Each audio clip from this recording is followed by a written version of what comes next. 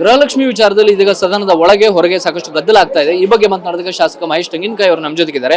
Sir, ಈಗ ನಿಮಗೆ ಕಾಡ್ತಾ ಇರೋ ಅನುಮಾನ ಏನು? ಅಂದ್ರೆ ಈ ಫೆಬ್ರವರಿ ಮಾರ್ಚಿನ ಹಣ ಎಲ್ಲಿ ಹೋಯ್ತು ಅನ್ನುವಂತ ಅನುಮಾನ ಇದೆಯಾ? ನೋಡಿ, ಒಂದು ಬಹಳ ಸ್ಪಷ್ಟ ಇದೆ. ಈಗ ಅನುಮಾನ ನಾನ್ ಮಾಡಿದ್ದಿಲ್ಲ, ಅನುಮಾನ ಹುಟ್ಟುವಂಗೆ ಕ್ರಿಯೇಟ್ ಮಾಡಿದ್ರಿ. ಇವಾಗ ನಾವ್ಯಾರು ಅನುಮಾನ ಪಟ್ಟಿದ್ದಿಲ್ಲ. ನಾವು ಸ್ಪಷ್ಟವಾಗಿ ಪ್ರಶ್ನೆ ಕೇಳಿದ್ವಿ, ಫೆಬ್ರವರಿ ಮಾರ್ಚ್ ಯಾಕೆ ಹಾಕಿಲ್ಲ ಅಂತ ಅಷ್ಟೇ ಕೇಳಿದ್ವಿ.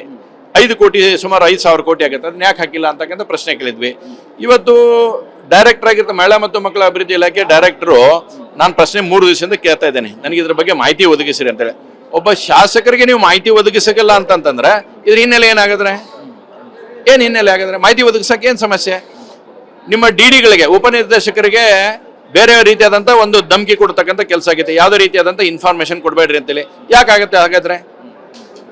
ನಮ್ಮ ಭಾಷೆ ಒಳಗೆ ಐತಲ್ಲ, ಬತ್ಲಿದವ್ ಭಯ ಇಲ್ಲ ಅಂತಂದೇಳಿ ಕೊಡ್ಬೇಕಾಗಿತ್ತಲ್ಲ. ಏನು ತಪ್ಪಿತ್ತು? ಸಮಸ್ಯೆ ಏನಿತ್ತು? ಅಧಿಕಾರಿಗಳು ಯಾಕೆ ಈ ರೀತಿಯದ್ದು ಮಾಡಕತ್ತಾರ? ಇವತ್ತು ನಿಮ್ಮ ನಿರ್ದೇಶಕರಿಗೆ ಕೊಡಕ್ಕೆ ಏನು ಸಮಸ್ಯೆ ಐತೆ ನಮಗೆ ಉತ್ತರ ಕೊಡಕ್ಕೆ? ಹೀಗಾಗಿ ಅವರೇ ಇದನ್ನು ಊಟ ಹಾಕುವಂಥ ಪ್ರಯತ್ನ ಮಾಡಿದ್ದಾರೆ, ಸರ್ಕಾರನೇ ಇದಕ್ಕೆ ಊಟ ಹಾಕುವಂಥ ಪ್ರಯತ್ನ ಮಾಡಿದ್ರು. ಹಾಗಾದ್ರೆ ನಾವು ಕೇಳೋದು ಇಷ್ಟೇ, 5,000 ಕೋಟಿ ಎಲ್ಲಿ ಹೋತು ಅನ್ನತಕ್ಕಂಥ ಸಚಿವರು ಉತ್ತರ ಕೊಡ್ಬೇಕು. ಇದು ತಾಯಂದ್ರ ಪರವಾದ ಹೋರಾಟನ ನಿಮ್ದು? 101% ಈ ರಾಜ್ಯದಲ್ಲಿ ಇರ್ತಕ್ಕಂಥ ಗೃಹಲಕ್ಷ್ಮಿ ಅದು ತಪ್ಪು ಹೇಳ್ತಾ ಇದ್ದಾರೆ. ಅದನ್ನು ನೋಡ್ಕೊಡ್ರಿ. ಅವ್ರು 1,26,00,000 ಅಂತ ಹೇಳ್ಯಾರ. ಮೊನ್ನೆ ಹೇಳಿದ್ದು 1,24,00,000. ನನಗಿರ್ತಕ್ಕಂಥ ಇನ್ಫಾರ್ಮೇಶನ್ 1,28,00,000 ರಿಜಿಸ್ಟರ್ಡ್ ಆದವರು, ಅದರಲ್ಲಿ ಮುಟ್ಟುತ್ತಿರ್ತಕ್ಕಂಥದ್ದು 1,24,00,000. ಈಗ ಸದನದ ಒಳಗಡೆ ಹೇಳಿದ್ದು 1,26,00,000. There is big confusion. 2 lakh ಜನ ಡಿಫ್ರೆನ್ಸ್ ಆದ್ರೆ ಅಮೌಂಟ್ ಎಷ್ಟಾಗುತ್ತೆ ಅಂತ ಯೋಚನೆ ಮಾಡಿ, ಎಷ್ಟು ಪ್ರಮಾಣದಲ್ಲಿ ಆಗುತ್ತೆ ಅನ್ನುವಂಥದ್ದನ್ನು. ಈಗೂ ಕೂಡ ಹೇಳಬೇಕಾದ್ರೆ ಅಧಿಕಾರಿಗಳು ಮಾಹಿತಿ ತಪ್ಪು ಕೊಡ್ತಾ ಇದ್ದಾರಾ, ಸಚಿವರಿಗೆ ಅರ್ಥನ ಆಗ್ತಾ ಇಲ್ವಾ ಇದ್ರ ಬಗ್ಗೆ ಏನಂತಕ್ಕಂಥದ್ದನ್ನು ಅವ್ರು ಅರ್ಥ ಮಾಡ್ಕೋಬೇಕು. ಸಚಿವರು ಕೊನೆಯ ಪಕ್ಷ ಹೇಳಬೇಕಾಗಿತ್ತು, ಯಾರು ನನಗೆ ಇದ್ರ ಮಿಸ್ ಇನ್ಫಾರ್ಮೇಷನ್ ಕೊಟ್ಟಿದ್ದಾರಾ ಅವ್ರನ್ನ ಸಸ್ಪೆಂಡ್ ಮಾಡ್ತೇನೆ ಅಂತ ಹೇಳಬೇಕಾಗಿತ್ತು. ಯಾಕೆ ಹೇಳಿಲ್ಲ ಸಸ್ಪೆಂಡ್ ಮಾಡ್ತೇನೆ ಅಂತೇಳಿ?